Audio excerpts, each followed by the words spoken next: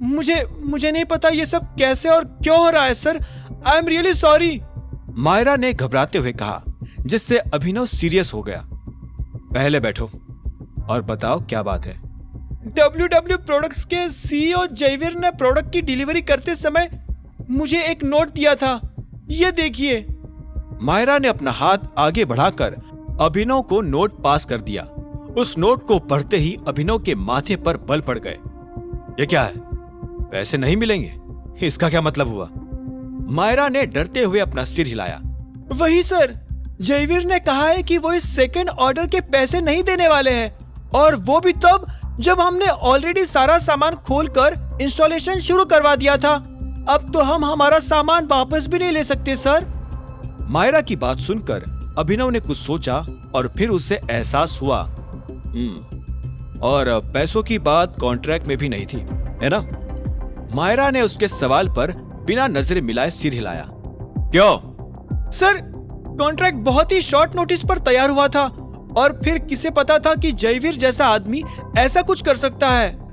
मायरा की बात सुनते ही अभिनव ने एक बार फिर उस नोट की ओर देखा, जिसमें नीचे एक और लाइन लिखी थी, अगर तुम्हें तुम्हारा माल का पैसा चाहिए तो कल 12 बजे ऑफिस पहुंच जाना, लेकिन याद रहे वो मैनेजर साथ ना हो। अभिनव को लगने लगा था कि ये प्रॉब्लम उसी के लिए खड़ी करी गई थी, पर वो ये नहीं समझ पाया था कि इसके पीछे कौन था। कहीं देवेन या फिर सनी तो नहीं? ठीक है, एक काम करो, तुम कल उससे मिलकर आओ और मुझे बताओ वो क्या बोलता है। अभिनव के सजेशन पर मायरा ने सिर हिलाया और वो चेयर से उठने लगी। ठीक है सर, अब मैं चलती हूँ।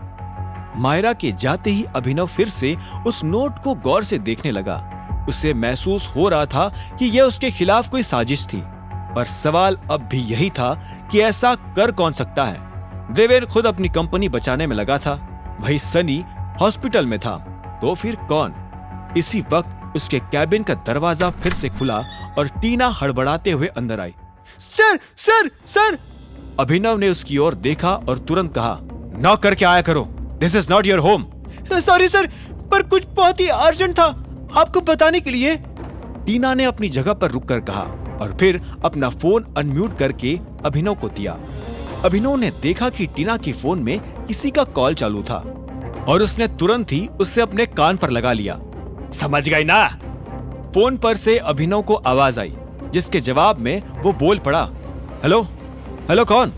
This is Abhinav here. Abhinav अपनी बात पूरी कर पाता उससे पहले ही फोन कट गया। उससे महसूस हुआ कि फोन करने वाले ने जानबूझकर उसकी आवाज सुनकर फोन काट दिया था और वो जरूर ही कोई खेल खेल रहा था। अभिनव ने फिर टीना की ओर देखकर पूछा, ये सब क्या है? मुझे ढंग से कुछ भी सुनाई नहीं दिया, क्या बोल रहा था ये फोन पर? अभिनव के सवालों पर टीना ने एक गहरी सांस छोड़ी और धीरे से कहा, निखिल वेंचर्स के CEO हमारी कंपनी के खिलाफ लीगल एक्शन लेने वाले हैं। वो हमें ये कहकर ब्लेम कर रहे हैं कि उनके ऑफिस में जो हमने CCTV कैमरास इंस्टॉल करे थे, उन्हें फिर बाद में हमने हैक भी कर लिया, जिससे उनका करोड़ों का नुकसान हो गया। क्या? अभिनव को अपने कानों पर विश्वास नहीं हुआ। पर CCTV कैमरास का करोड़ों रुपए के नुकसान होने से क्या संबंध है? टीना ने सिर हिलाते हुए बताया कि वो बोल रहे थे कि उनके किसी एक वर्कर ने ही पैसे गायब किए हैं और फिर उसी वर्कर ने कन्फेस भी कर लिया कि उसे हमने भेजा है। ये सब क्या बकवास है? उनका वर्कर हम पर क्यों ब्लेम डाल रहा है? आखिर ये कौन है साला वर्कर? अभिनव ने चिढ़ते हुए पूछा।